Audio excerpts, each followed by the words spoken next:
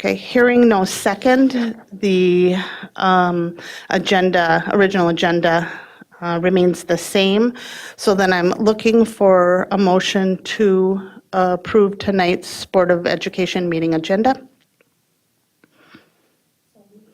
And do I have a second? Second.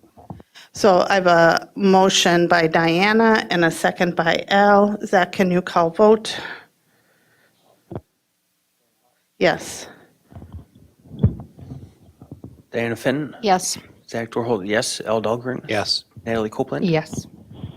Then we have the consent agenda. The consent agenda consists of non-controversial items that the board adopts routinely without debate. Any single member may remove an item from the consent agenda by requesting removal at the time the consent agenda is moved for adoption. On tonight's consent agenda, item A, approval of minutes from September 3rd, 2025 and September 17th, 2025 board meetings. Item B, approval of bills and other financial transactions in the grand total amount of $5,018,996.18. Item C, approval personnel staff changes. Item D, acceptance of grant awards and donations. Item E, approval of quarterly expenditures for board members. And item F, call for bids, multipurpose athletic facility bid package 1. At this time, does any board member wish to remove an item from the consent agenda? Natalie? Item C, please. Item C. Okay, so I have a motion by Diana. Do I have a second? Second. A second by Al. Zach, can you call vote on that? Diana Fenton. Yes. Zach Dorholt, yes. Al Dahlgren. Yes. Natalie Copeland. Shannon Haas. Yes. Thank you. And then you're recusing yourself from item C, is that correct? Okay. So looking to a motion to approve item C. A motion by Diana. Do I have a second? Second. And a second by Zach. Zach, can you call vote without Natalie? Al Dahlgren. Yes. Zach Dorholtz, yes. Diana Fenton. Yes. Shannon Haas. Yes. Thank you. Moving on to one information item tonight. We have the graduation plan update presented by Dr. Jason Harris, Assistant Superintendent of Secondary Education, and Molly Kenzie, Tech High School Principal. Welcome, glad you're here and excited for this. All right, good evening, Chair Haas, Superintendent Putnam, board members. We're just coming back to give you an update on the graduation feedback from our stakeholders.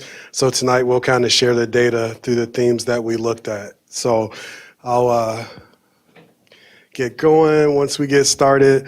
One of the things we kind of looked at just around the feedback is what's the goal of our feedback, right? And so we kind of looked at how do we build community trust? How do we improve the experience for all the stakeholders, reinforcing our values around safety, belonging, and collaboration and excellence?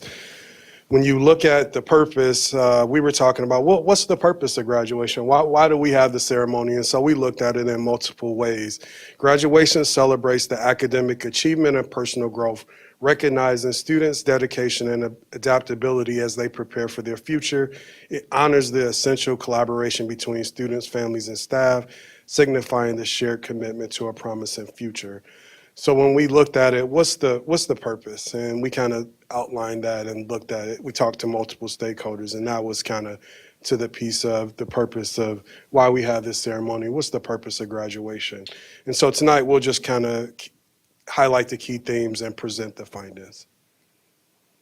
So here are some of the themes that we looked at. We looked at ensuring dignity and recognition to every graduate, how does safety and the effectiveness of crowd control looks, promoting accessibility and inclusion, addressing language, mobility, and sensory needs. How do we set clear expectations and enforce standards for noise and decorum? And then how do we have clear communication both before and during the event, and then optimizing the venue's layout and floor plan. And so I'll let Principal Kenzie kind of talk through the data that we gathered from our families and students.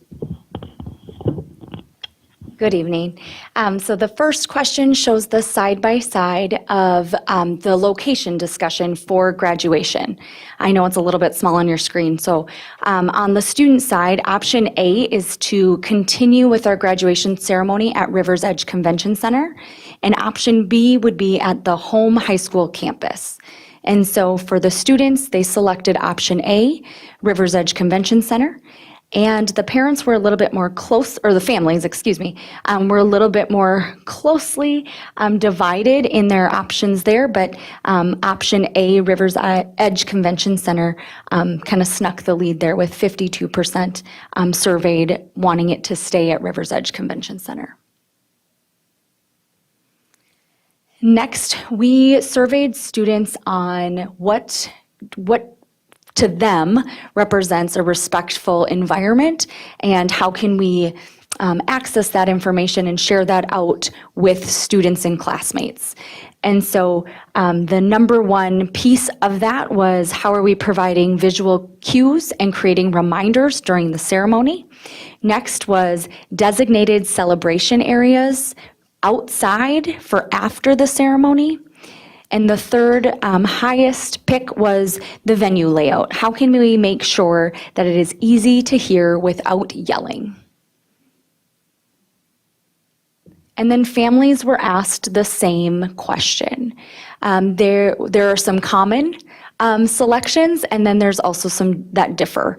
The first theme that came up, or the highest response, was around clear consequences stated up front for families and guests as they come to the ceremony.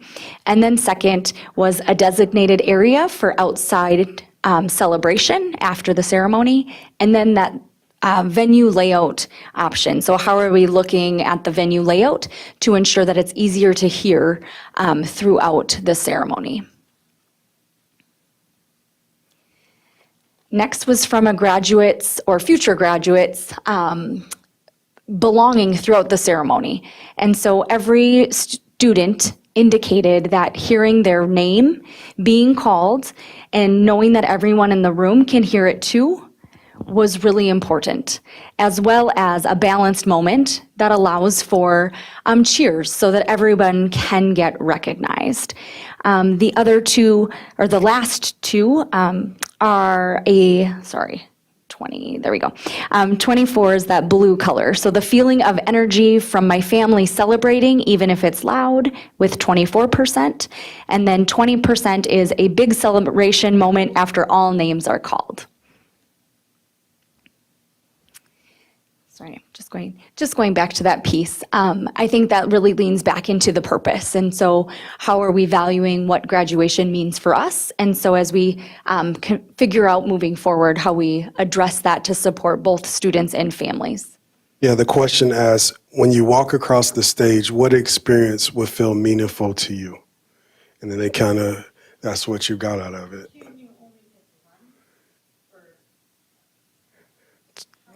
So to our research person, Donna, you could only. Would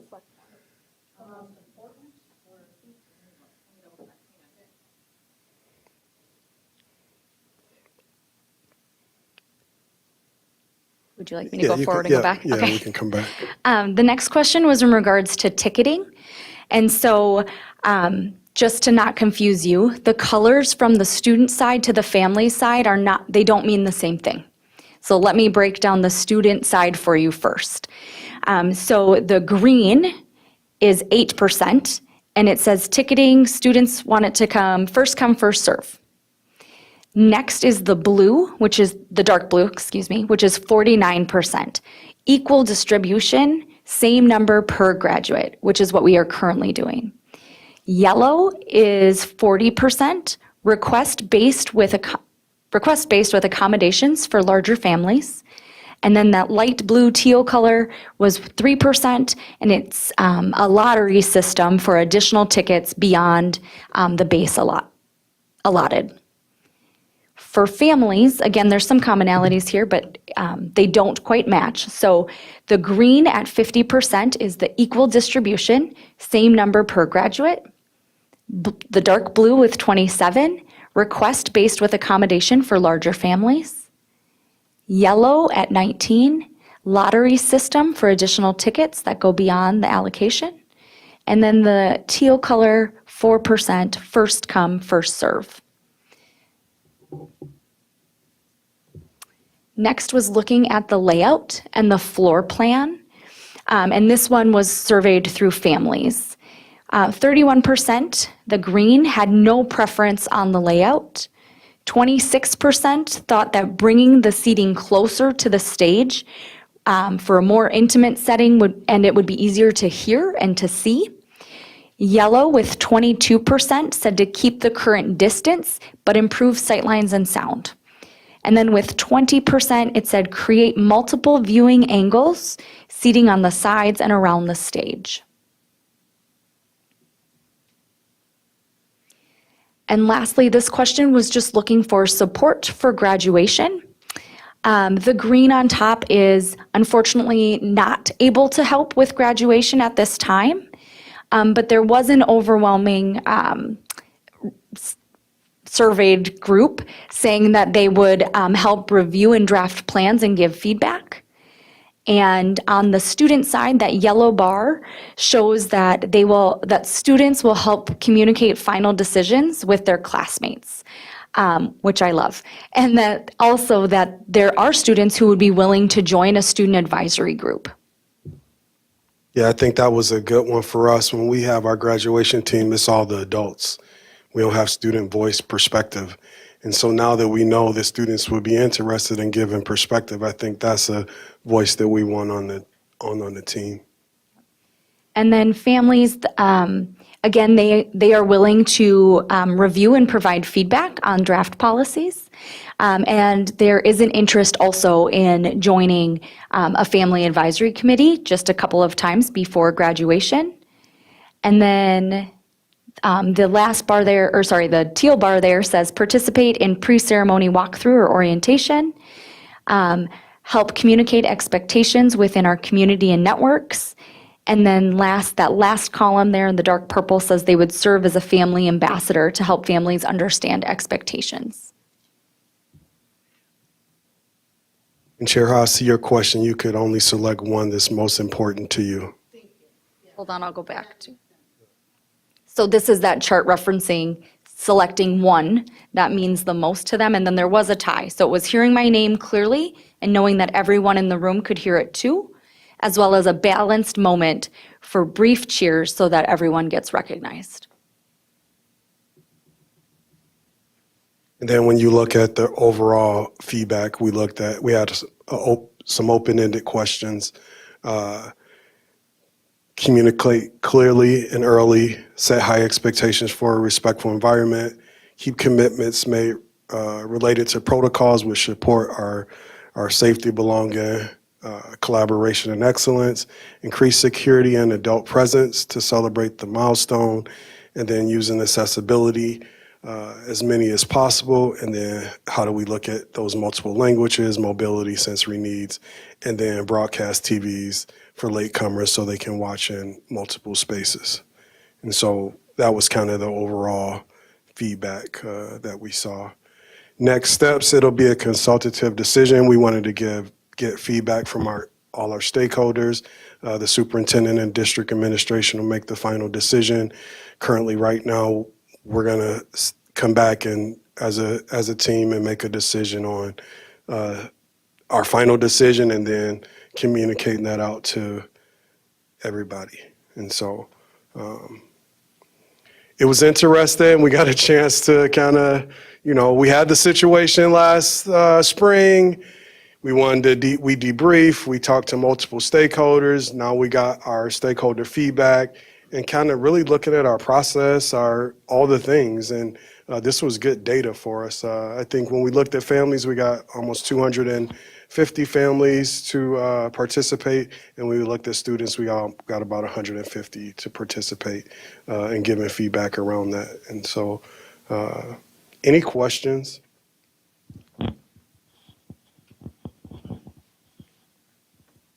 Al?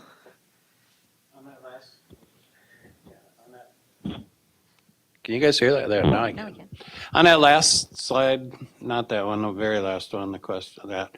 Next steps, decision-making, who will make the decision, superintendent. But when will the decision be made? Do you have a timeline in mind for that, or? Yeah, we're looking to try to make a decision soon here, at least before the end of the month, because we need to inform the venue. We also want to look and see if they can do some things around the layout for us. And so, but we want to make the decision pretty soon here, within the next couple of weeks. Did you ask last year's students and families or this coming year's students and families? Juniors and seniors, we didn't get to the ones that just graduated. So your current seniors, Okay, and then your juniors that'll graduate the following. because it's hard from like our perspective when we're in the front of the stage to know the sound, the view, we don't know that. So, if chances are parents and students have already been there before for somebody else, maybe the sibling or something, I would assume. Yeah. Go ahead. Were you going to say something? Go ahead. No, go ahead. I was just going to ask, have you looked in to see if there's any kind of, I don't know, a visual timer or, I don't know if there is or not, but my thinking is that what always happens at graduation is that we switch readers of names and people read at a different pace, and sometimes they read really fast and people get all clogged up in the line up there, and then sometimes they read too slow.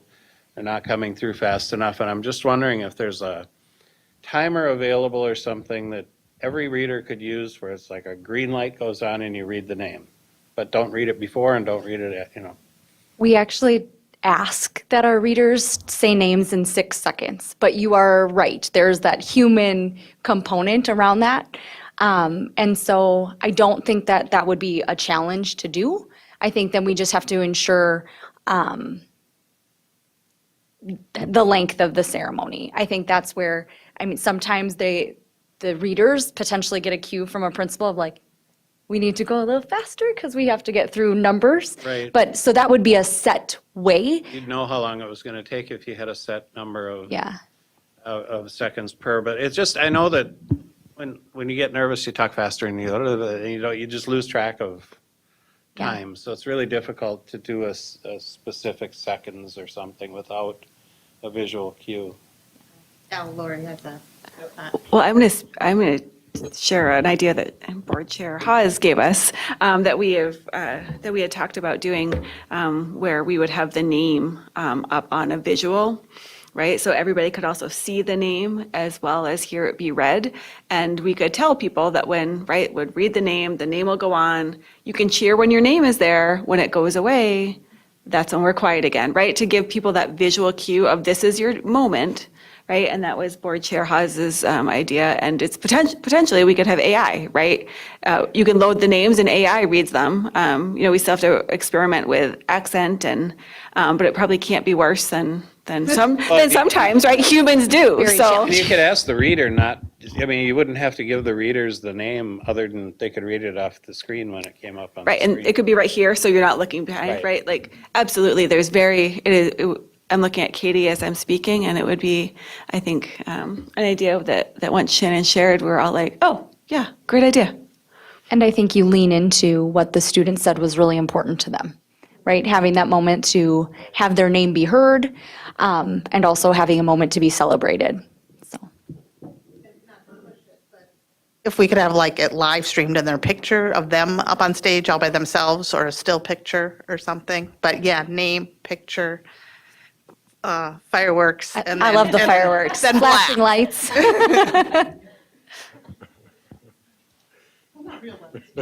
Just twinkles, right? Just twinkly lights on the screen.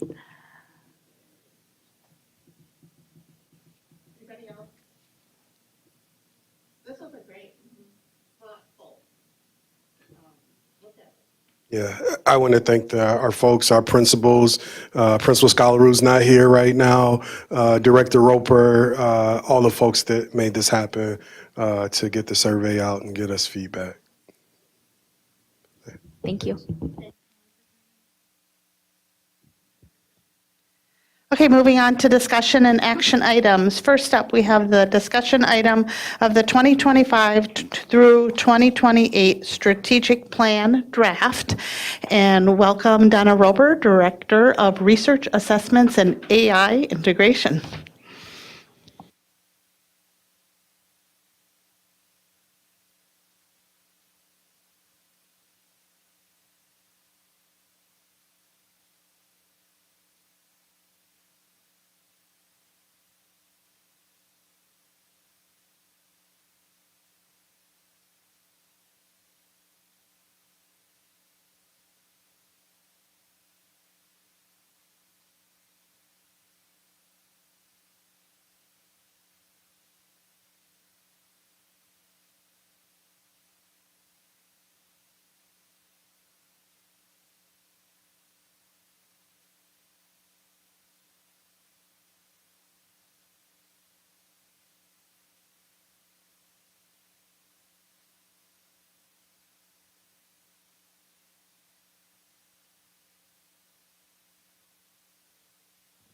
Good evening, Chair Haas, Superintendent Putnam, members of the board, colleagues, and listening community. It's my pleasure to be here this evening to share the draft of our updated strategic plan, which will get us through the 2028 school year. I'm going to dive right in. My hope is to kind of go through this. If you have questions, again, go ahead and write them, and then we'll take them at the end. But I just want to get through what we've made a priority for this year. So as we said last time, we're not changing our mission or core values or vision. We're keeping those very solid mission and core values that were developed with the 25-27 plan. So those will stay with us. We're adding, however, these foundational goals, the core commitments which underpin all of our work, ensuring that every initiative that we do flourishes with every student, and that every student thrives in safe spaces where there's a high sense of belonging, strong collaboration, and excellence. You heard last time some of the key achievements in the old plan for the last year, and so we did take a look back to see how things were going, made some observations and reflections and lessons learned, if you will, and you'll see that we, are going to continue doing many things based on that analysis, including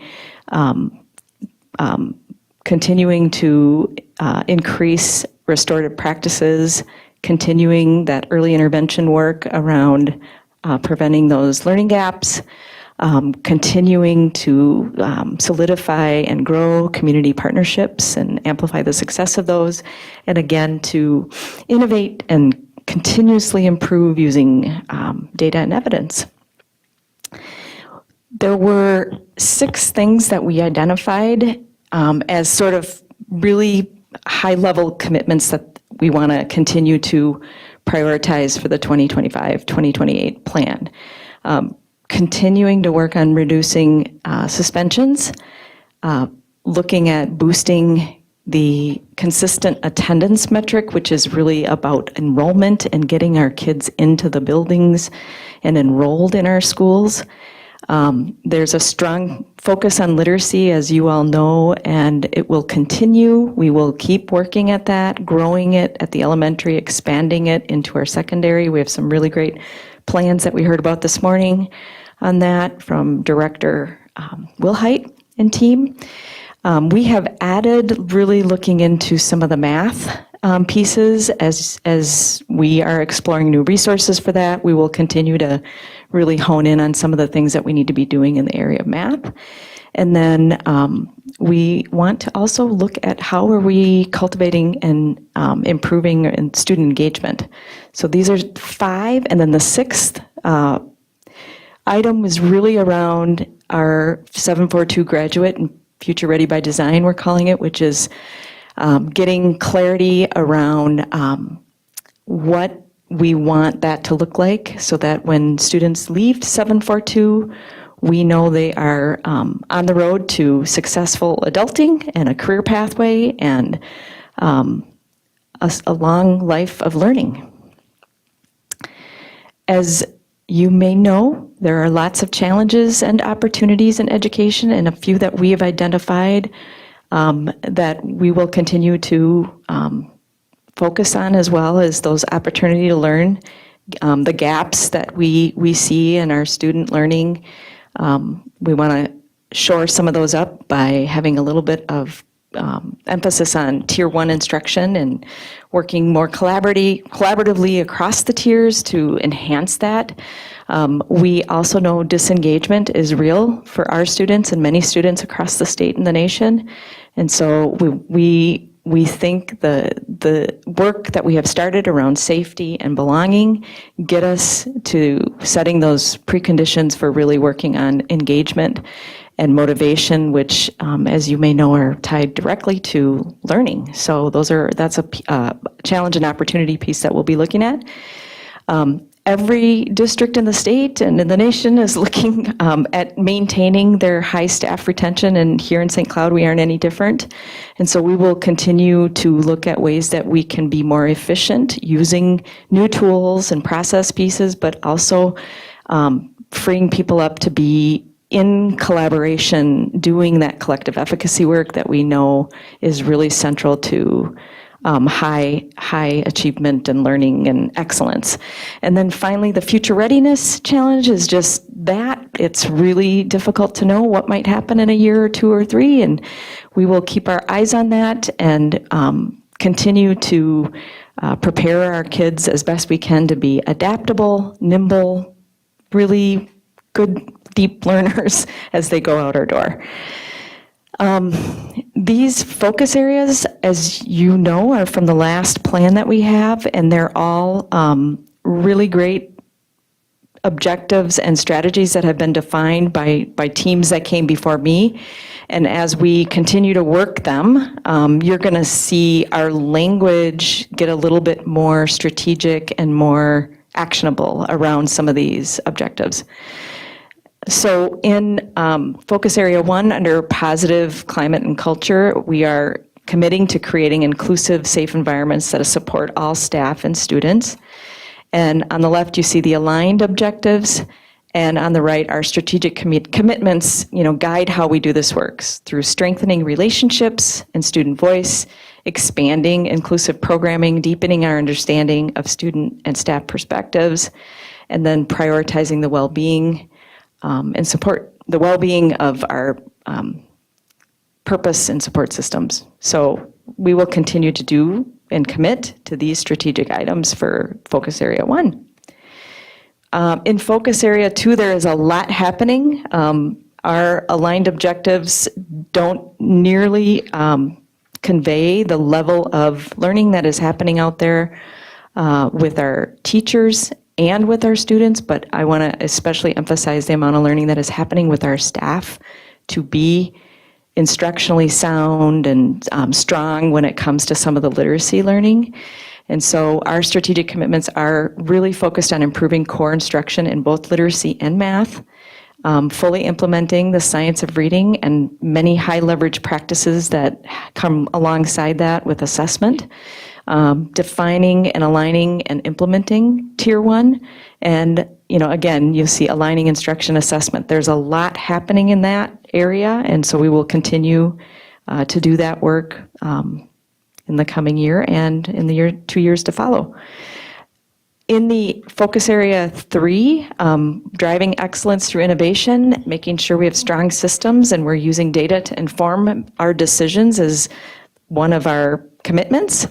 And you'll see we have our aligned objectives on the left again, and these strategic commitments on the right are what drive the work forward. So expanding our communication and collaboration with families, building authentic community partnerships, elevating student leadership and voice, and creating learning environments where engagement leads directly to achievement. In Focus Area 4, there is so much happening in this area as well. And again, we are taking a look at the aligned objectives, but making some very strategic commitments in that area. And they include ensuring that our efforts connect across the system, expanding our career and technical education options, increasing dual enrollment opportunities, strengthening partnerships again with business and higher ed, and then providing individualized career exploration and planning tools together. These actions will give our students a strong, personalized launch into their life after graduation. And so those are the 4 focus area updates for the 28 plan that I wanted to share with you all tonight. Oh, and the 5th one, most important, I don't want to forget this, apologies, is our family and community engagement. And every one of our departments and schools are working in this area. And tonight, I was just with one of our staff who has a bunch of family members that were here tonight, got to see it in action. It was really, really great. And again, we continue to focus on this. Our strategic commitments are really focused on making sure we are leaning into families, being family-centered, ensuring that we're meeting them where they are, whether it's with, language support, various modalities of communication. I think we're getting better at some of our communication pieces, continuing to work on increasing participation with our student leadership and civic engagement opportunities, and then just promoting our school-based activities and collaborating around safety, because that's a really important thing too. So area 5, and then that is really it. And so this is our strategic plan, refined and focused based on what we've learned and what our students need, and we'll keep doing what's working. We are going to continue to fix what isn't working, and then scale what really shows us is promising. So, and I would take any questions. Thank you. Does anybody have any questions or comments? We're a quiet group tonight. Al, you thinking? You good? Is that it, or is there more coming? Yeah, go back to this slide here.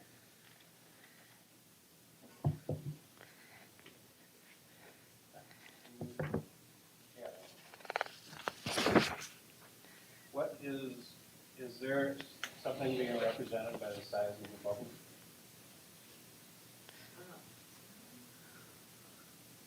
Not really. I have to say, I got asked this question this morning. There's a feature in the slide deck that allows you to put any kind of picture in here. So full disclosure, I used AI to create the bubbles, and it did put the different career pathways in different bubbles, and I did rearrange them. I'll tell you, I did rearrange them. And I put education in the biggest bubble because it's my feeling that careers that involve human relational work are going to be really important careers in the future, but really no particular reason. Okay. I wanted to ask too, there's a few things, when I read these, I kind of go, well, where would this fall? Where does management? When I look at the bubbles here and the items listed within it, I look and I say, so where does management fall? Like Right. management, sales, business management? Yeah. So there are a lot of careers not on this page, many careers not on this page that I could have put on, and just for the sake of, just the point is that our goal is to make sure that kids are on a career pathway of some sort. I probably shouldn't have put any names in there. I'm not trying to say one is more important than the other necessarily, but it does look like that might have been the interpretation, and I apologize. Lori has a. Al, I think your point is a good one, and I looked at this and that didn't catch for me, so I apologize. We have defined career pathways, and those are what should be here, right? Business, like Becca, right? Business, education, communication, and what's my A, friends? Agriculture, maybe. Arts. We're going to call it Becca, so we'll add agriculture. But that's really what should be on here, right, are the things that we have already identified. And then Jason is doing an amazing job with his team about building those out. And so we'll update those. Thank you for that. That was question 1. Question 2 from me was looking at the focus areas.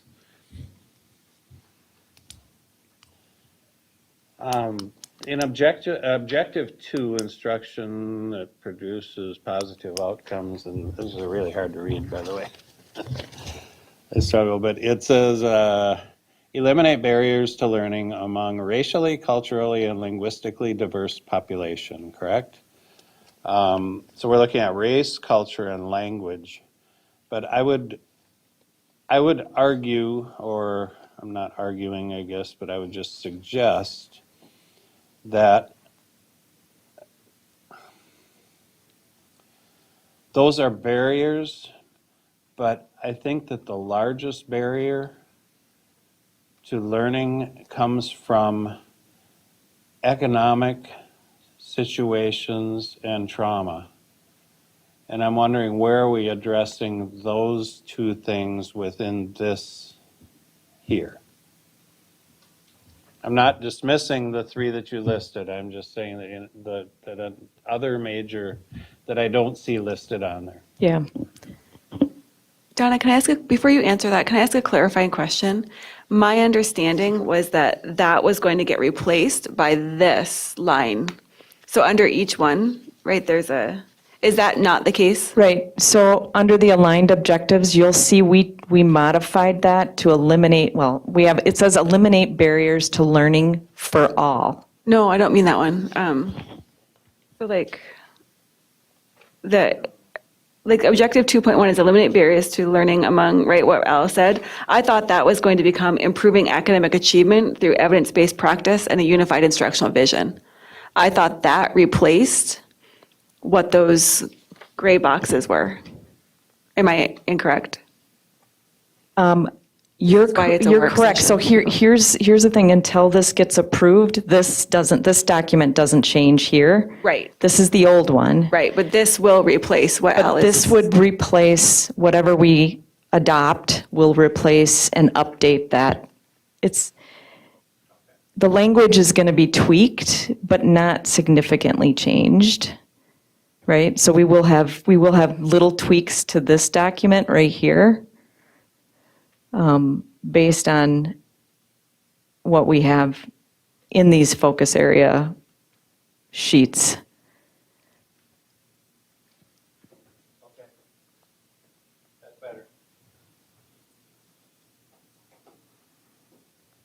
Because you all are giving the feedback tonight, we're going to adjust, and then Donna's coming back November 15th with the updates from your feedback tonight.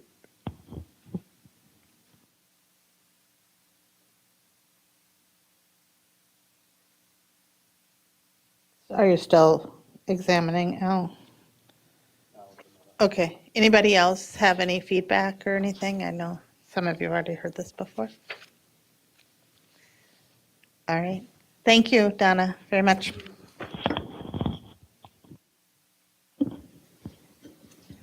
Then next, we have our single action item tonight. We have the approval of the community education facility rental fees. Welcome Shannon Avison, Executive Director of Community Education and Community Partnerships.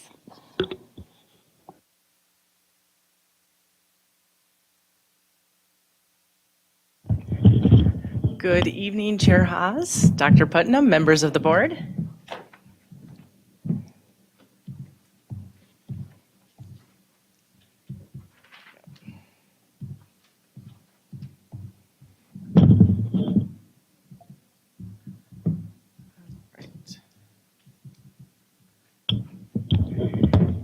Thank you for having me tonight. I'm excited. I am excited to share with you our proposal for our facility fee updates. I'm also like to introduce my colleague in the back, Nanda Viswanathan. He is our coordinator of facilities, and he works an outstanding amount to coordinate all of our facility rentals and events throughout the district, and has played a huge role in providing the context and the background information for tonight's information as well. And I'm very glad he's here, because if you ask questions, I might have to defer to him quite a bit. So I'm glad he's here. All right. Well, first, reasons for updates. What really kind of initiated this conversation, as you know, is the exciting news that we are going to be building a multi-purpose athletic facility at Apollo. And when we started talking about that multi-purpose athletic facility, we really started to look at our current rates and fee structures and determine that we have a need to look at our fees, because they are lower, pretty much significantly lower than average fees across comparable districts and venues. And I'll be sharing some additional information about that. Also, board policy, which you'll note is on our agenda tonight, that'll be coming up next as well.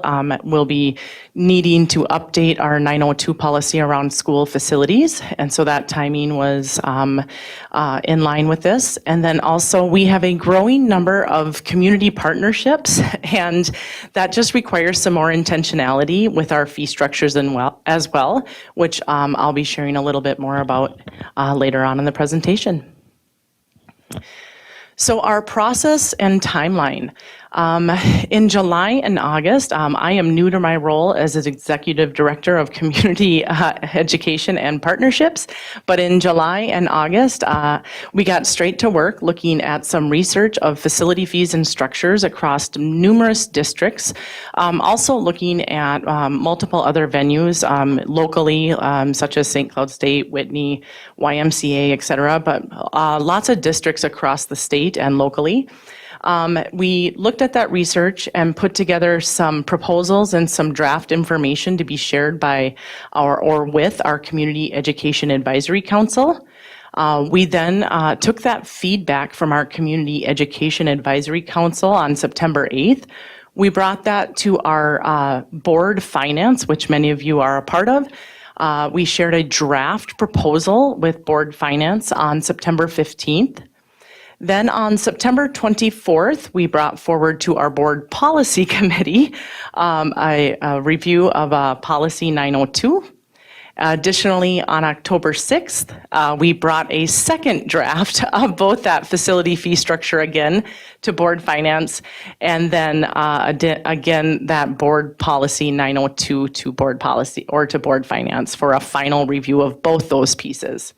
And then finally, here we are, October 15th, for approval for the facility fee structure proposal and our first read of 902. So that was really our process and timelines getting us to tonight. I apologize, this is a little challenging to read. You have a document in front of you. We also, and you have a front and back there. But what I'm going to highlight here is currently what our fee structure is. It's kind of what we'd call an all or nothing fee structure. So in that first category, what we've done is we've added one category, and that is that category 2 that you see here. So that's what I will be highlighting tonight. But essentially right now we have a category 1.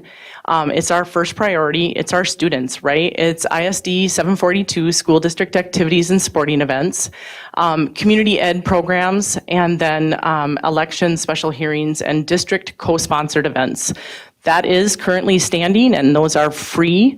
And so those are our priority for our events, and there's no fee for those events. That is what our current structure is and will continue to be.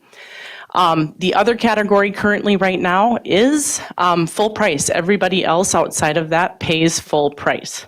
What we have done, or what we're proposing in this new structure, is to add a reduced fee for certain group of, or a certain category. What we are proposing is that local nonprofit 501c3 organizations primarily serving youth attending District 742 schools, and when not charging gate fees, must also be an approved district community partner. So what we're really focusing on here is those 501c3 nonprofits who are serving our youth. That really is the focus, providing an opportunity for those organizations to have a reduced fee. We do, as you'll know, see a second bullet there, local nonprofit civic groups who are an approved district community partner as well. And so again, category 2, a reduced fee of 50%, and then all others would still be paying that full price as we are currently at that full priced rate. If you go into the proposed fee schedule, there is a recommendation to increase our fees. As I mentioned previously, there has not been a fee increase in several years. And then in addition to that, when we looked across several districts locally and in districts across the state, we were much lower than our peers. So you'll see on the left-hand column our current rates, and then you'll see our proposed rates. And then you'll see the category 2 rates on the far right for those, really those youth-focused, serving our youth students. One thing that I want to note is that these comparisons, I'm really presenting this tonight on behalf of Amy Skalbrud, who could not be here, but there was a ton of comparisons done to set that full price rate. And that was done at that, like I said, that comparison across several districts. And then that 50% reduced rate, I do want to note that that was set at a rate that does not jeopardize us going into what I would say the hole or into the red, as our friend Amy would say. And then at once we do know what that athletic complex, once that is set, and then once we know what maybe our potential funding might be from that, we would reevaluate and adjust rates if necessary at that time. So that rate was set, that 50% for our, like I said, those nonprofit serving our youth, that 50% reduction rate was set with some real intentionality by Amy and her team in looking at and making sure that that was an appropriate amount for a reduction. All right, that is what I have for you. Any questions? Anybody have any questions? How often do you look at these? Like, reconsider them, I guess? I'm not sure how often they are looked at, but I will tell you that I know we have talked about looking at it pretty soon with the athletic facility opening up in, spring of 2027. So we do know that we're going to want to be taking a look at it at that time. Okay. Yeah?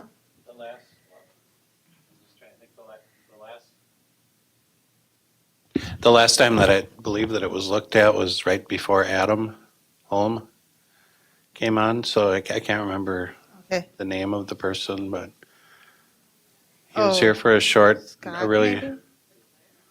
yeah, was it Brian? Or Adam Leclerc? It was during him that we, yeah, okay. So that's when it was. Long time. It's been a while. Okay. All right. Thank you. Oh, sorry. One action item, and I just couldn't do it.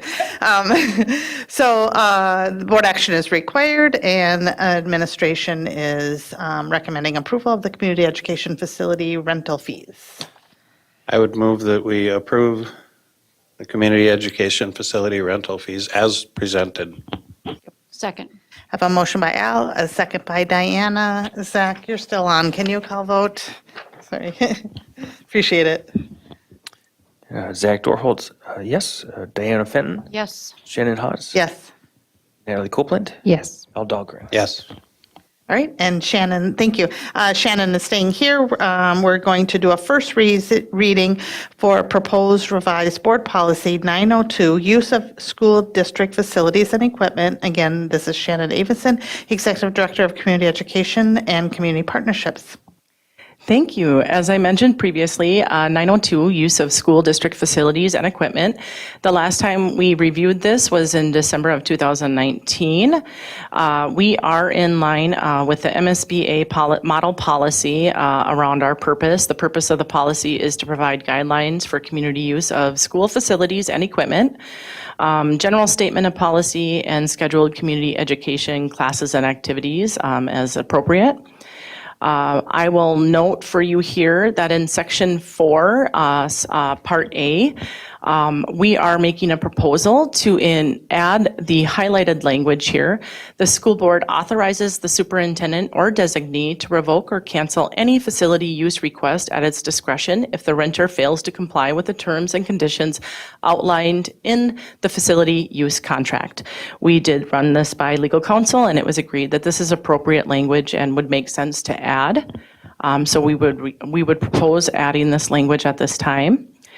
I highlight in turquoise for you, just noting that there's a little bit of language difference here, highlighting community education, noting that our request for use of school facilities flows through our community education office and specifically NANDA. Additionally, some language changes to item C. I highlighted for you here, we are proposing the addition of the language that we are requiring a certificate of insurance deposit or surety bond. In reality, we are requiring a certificate of insurance. That is a standard practice across the state of Minnesota, and it is something that we are doing, so it makes sense to add that language here in our policy and note that. And then Section 5, use of school equipment. This is a new section that is recommended per MSBA, their most recent MSBA redlined edition. And use of school equipment, the administration will present a procedure to the school board for review and approval regarding the type of equipment that is available for community use, extent to which it may be utilized, and the manner by which it may be scheduled for use, and any charges to be made relating thereto. Upon approval by the school board, such procedure shall be an addendum to this policy.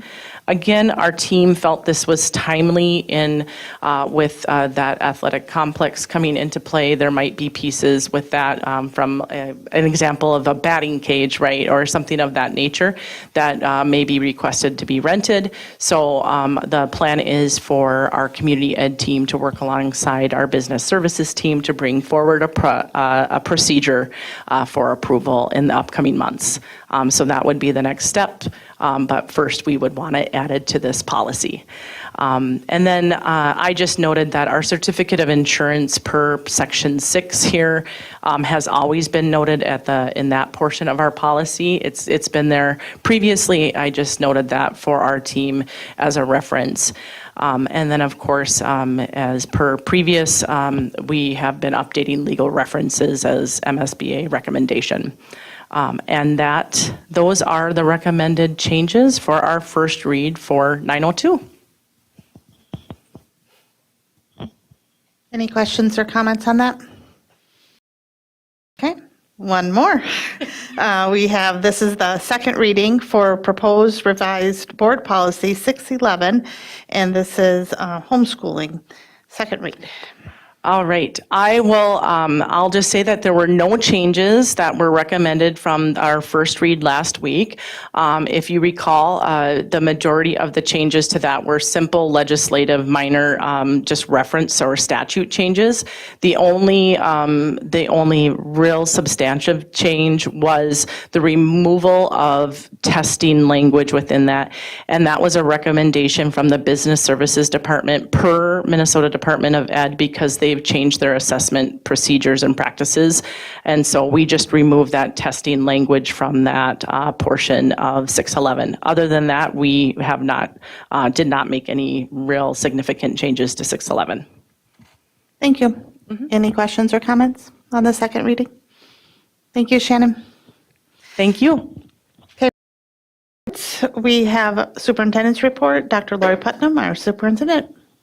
Thank you so much, Chair Haas, members of the board, folks who are here and our community listening from home. Thanks for tuning in. Across St. Cloud area schools, our students and staff continue to embody our district's commitment to excellence in academics, activities, and leadership. We're going to kick off with our Tech High School senior, Paige Terali, who has qualified for the state tennis tournament for the third consecutive year, this time competing in Class 3A after key wins over St. Michael Albertville and Brainerd. The state tournament begins next week, October 23rd, at the Baseline Tennis Center in Minneapolis. And also shout out to our Tech boys soccer team and our Crush girls soccer team. Made it to the section finals. Hard losses last night in the rain, but a well-fought season, and so congratulations to them as well. And we want to recognize Apollo High School speech coach Grace Weitz, who has been named the Minnesota Speech Coaches Association Class AA Coach of the Year. Under her leadership, Apollo's speech team has grown in both size and success. She did start this one from scratch, along with some students. Last winter, 8 students competed nationally and 1 advanced to the state meet. Krista Dillman, a deaf and hard of hearing teacher with us, has been appointed by Governor Walz to the Blue Ribbon Commission on Special Education. She joins educators and legislative leaders from across the state to strengthen and sustain special education while ensuring a free and appropriate education for every student. Their job is also to figure out how they might save money, which is a daunting task. And so we appreciate her service and wish her well. And finally, I just want to celebrate our Leaders in Educational Excellence Award recipients, 2 outstanding staff members, licensed staff members from each school and site are going to be recognized next week for their dedication, innovation, and care for both students, families, all 3 students, families, and colleagues. These honorees exemplify the heart of our district's excellence pillar and remind us daily of the difference that great educators make. So together, Paige, Grace, Krista, and our leader honorees represent the best of us, achieving at high levels and leading with pride, and we are grateful for them. Thank you. Then we have Board of Education Standing Committee Reports, Achievement, Integration, and Equity Board Committee Chair Diana Fenton. Thank you, Chair Haas. Superintendent Putnam, members of the board, members present, and our audience at home. This morning, the Achievement, Integration, and Equity Committee met. There were 3 things that we discussed this morning. The first was an update on the literacy efforts in lieu of the letters training and the science of reading. Anna Wilhite and her team presented the progress on the literacy initiatives in the districts in response to the READ Act. Various professional developments are being offered to teachers on our e-learning days. In addition, instructional paras are also being trained in literacy, which is a newer mandate from the state. Another new mandate from the state that is being rolled up is the CAPTE screener. If a student is not meeting our district's grade level benchmarks, they will be using the CAPTE screener to identify better reader needs and screen for characteristics of dyslexia. Also, secondary teachers are working on integrating literacy strategies as well in their PLTs using each of the secondary schools have selected a pillar of focus, such as integrated talk, vocabulary, or writing and reading in the content. Newsela has also been introduced as a new resource for our secondary teachers to support content area literacy in their classrooms. Lastly, it was noted that the district provides information on literacy in the caregiver parent meetings as well. The second thing that we discussed this morning was the literacy and math achievement data. Donna Roper presented data from the FastBridge, STAR, and MCA tests in math and literacy. While the results do not currently show a high level of proficiency, there are bright spots. The district continues to find ways to increase performance based on the assessments for all groups. And in tonight's strategic plan, you saw that the literacy goal is still in place, and then we have added the additional goal with math. And then the last thing that we discussed this morning was the proposal of the strategic plan that Donna Roper presented tonight at our meeting that was in draft. Thank you.